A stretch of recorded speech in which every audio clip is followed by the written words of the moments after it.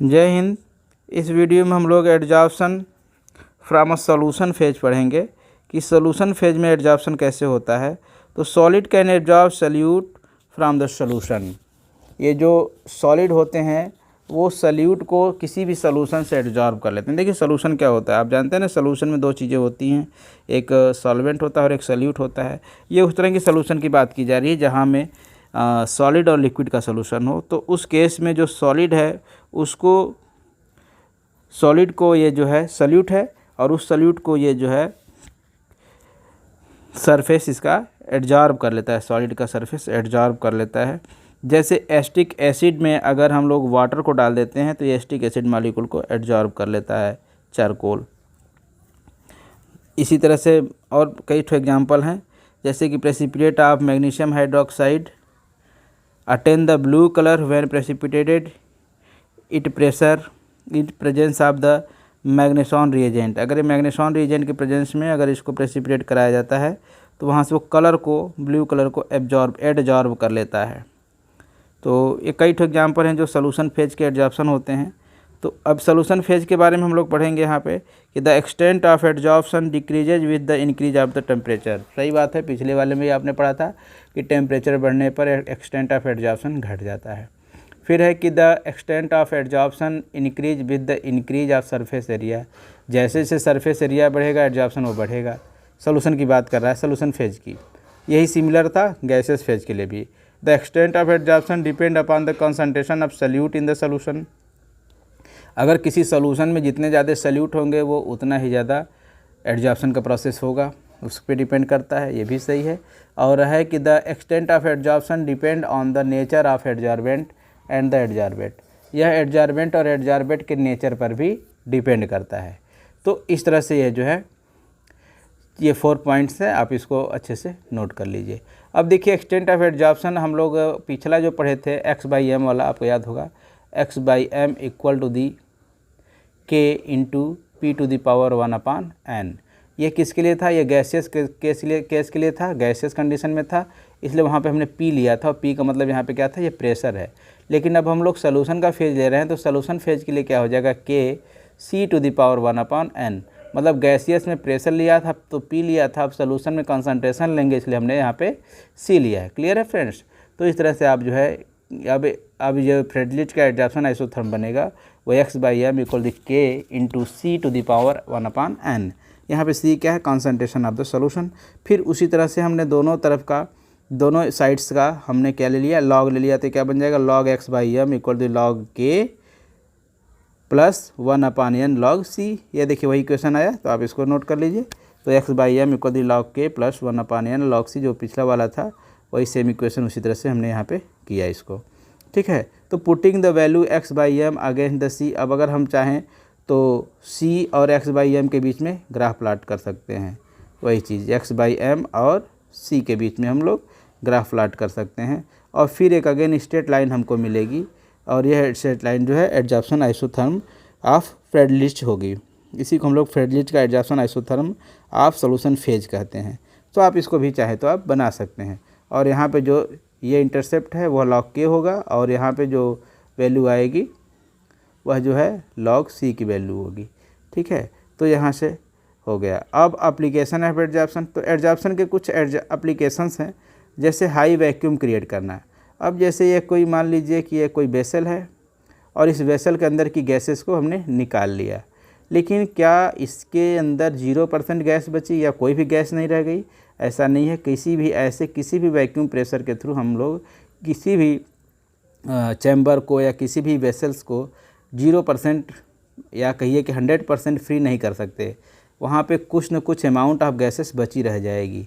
अब इसको भी अगर आप हटाना चाहते हैं तो वहाँ पे क्या करिए? सॉलिड चारकोल रख दीजिए।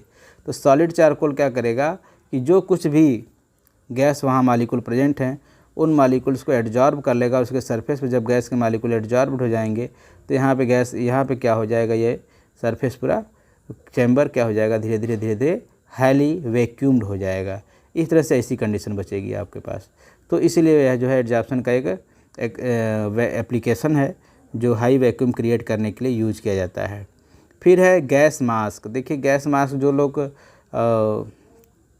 काम करते हैं, माइनिंग इंडस्ट्री में काम करते हैं, वो अपने फेस पर मास्क लगाते हैं। देखिए कुछ इस तरह से मास्क लगाते हैं, ठीक है, इस तरह से कुछ मास्क लगाते हैं।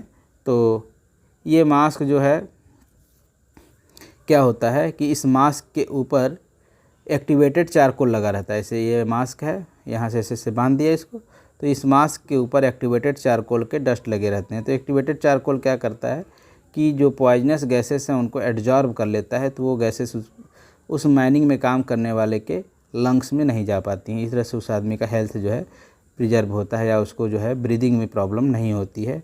और यही है, तो गैस मास्क का यूज हो गया।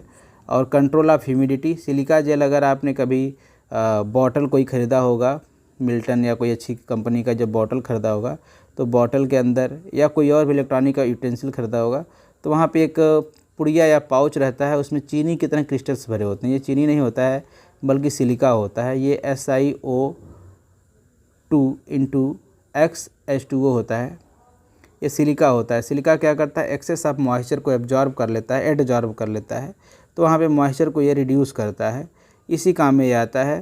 तो यह जो है मॉइस्चर को कम करता है या ह्यूमिडिटी को कम करता है सिलिका जेल, तो वह भी एडजॉर्प्शन के थ्योरी पर ही काम करता है। फिर हेट्रोजीनियस कैटालिसिस है, तो जैसे कि आपने बहुत सारे कैटालिसिस पढ़ा होगा, जैसे हैबर प्रोसेस में अमोनिया बनाते हैं हम लोग ना, तो इसमें क्या लेते हैं, N2+3H2 गैस लेते हैं, और यहाँ पे जो है आयरन यूज कर लेते हैं, आयरन, तो ये 2NH3 बनता है। अब ये आयरन क्या है, हेट्रोजीनियस कैटालिसिस है, इसलिए कैटालिसिस हेट्रोजीनियस है। आयरन जो है सॉलिड है और नाइट्रोजन और हाइड्रोजन जो है गैस है।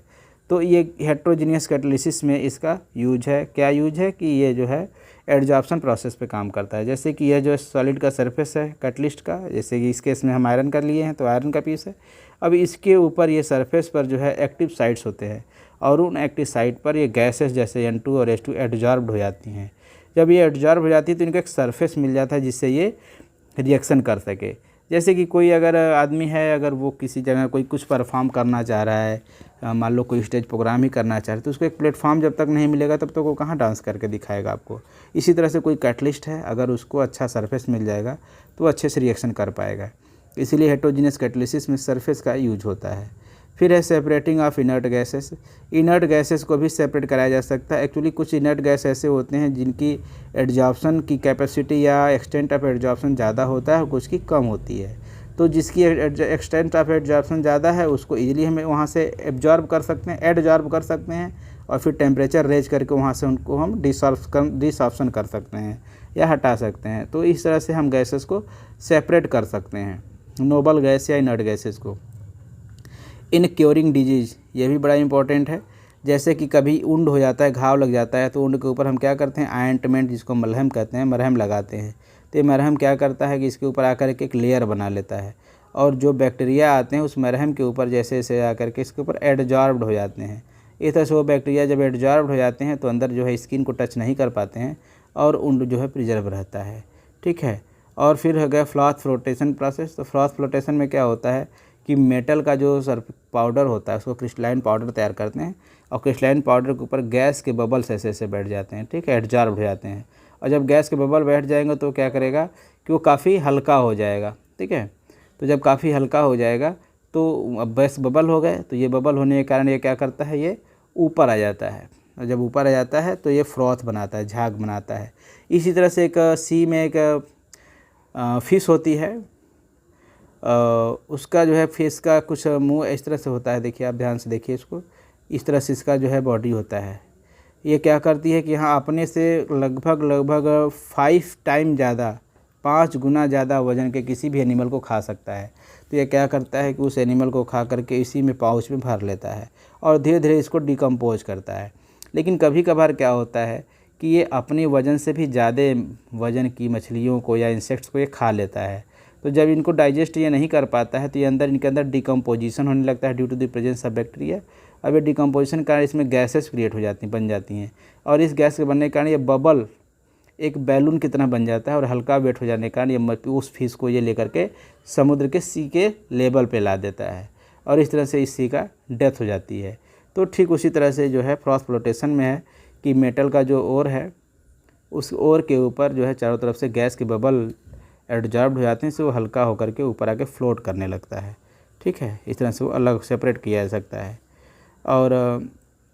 और कुछ है, क्रोमेटोग्राफी है और इंडिकेटर्स हैं, आप इसको भी पढ़ लीजिएगा।